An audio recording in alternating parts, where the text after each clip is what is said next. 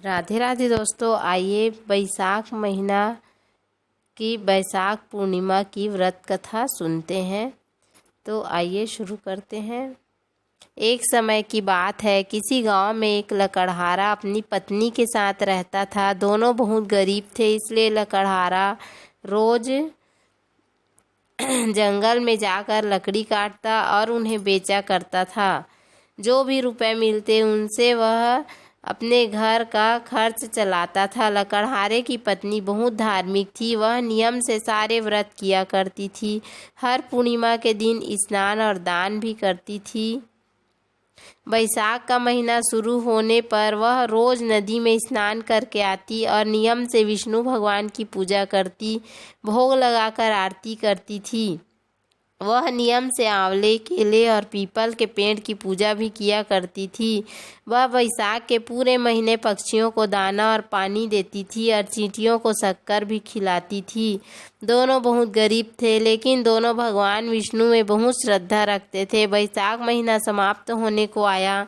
इस महीने लकड़हारे को लकड़ियों के बहुत कम दाम मिले, क्योंकि लकड़ी बेचकर जो भी पैसा मिलता लकड़हारे की पत्नी उसमें से कुछ पैसों से दान किया करती थी। अब लकड़हारे की पत्नी परेशान होकर सोचने लगी कि इस बार तो लकड़ियां बहुत कम दाम में बिकी हैं। अब मैं पूर्णिमा के दिन किस तरह दान करूंगी और 5 ब्राह्मणों को भोजन किस प्रकार करवा पाऊंगी। बैसाख पूर्णिमा के दिन एक रात पहले भगवान विष्णु ने सपने में दर्शन दिए और कहा कि पूर्णिमा की सुबह लकड़ी के गट्ठर में से एक लकड़ी निकाल कर उसे खुद बेचने के लिए जाना। अगली सुबह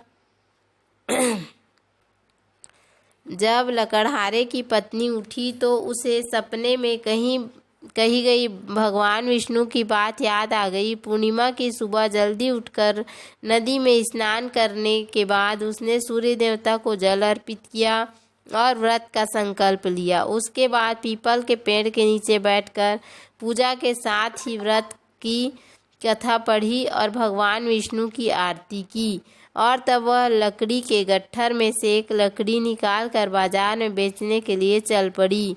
भगवान विष्णु के आशीर्वाद से और बैसाख महीने में की गई पूजा के प्रभाव से वह लकड़ी चंदन की लकड़ी बन गई थी। इस तरह बाजार में पहुंचने पर उसे चंदन की लकड़ी बेचने से इतने पैसे मिल गए कि वह भगवान विष्णु को चढ़ाने के लिए फल और साथ ही 5 ब्राह्मणों को भोजन कराने और दक्षिणा देने का इंतजाम कर पाई। घर आकर उसने 5 ब्राह्मणों को अपने घर में पर बुलाकर उन्हें भोजन कराया और उन्हें दक्षिणा दी। 5 ब्राह्मण उसे आशीर्वाद देकर विदा हो गए।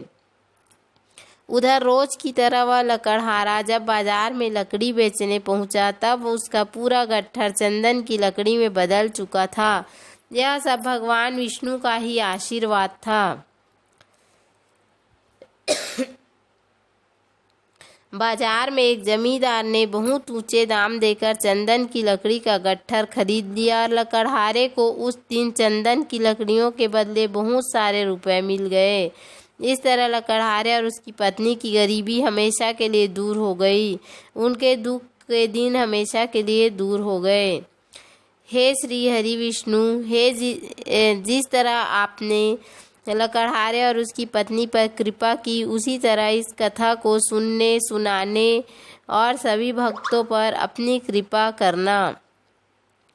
बोलो श्री हरि विष्णु भगवान की जय। बोलो लक्ष्मी माता की जय। उम्मीद है आपको हमारा वीडियो पसंद आया होगा। यदि हमारा वीडियो पसंद आए तो वीडियो को लाइक करें, चैनल को सब्सक्राइब करें। धन्यवाद। राधे राधे।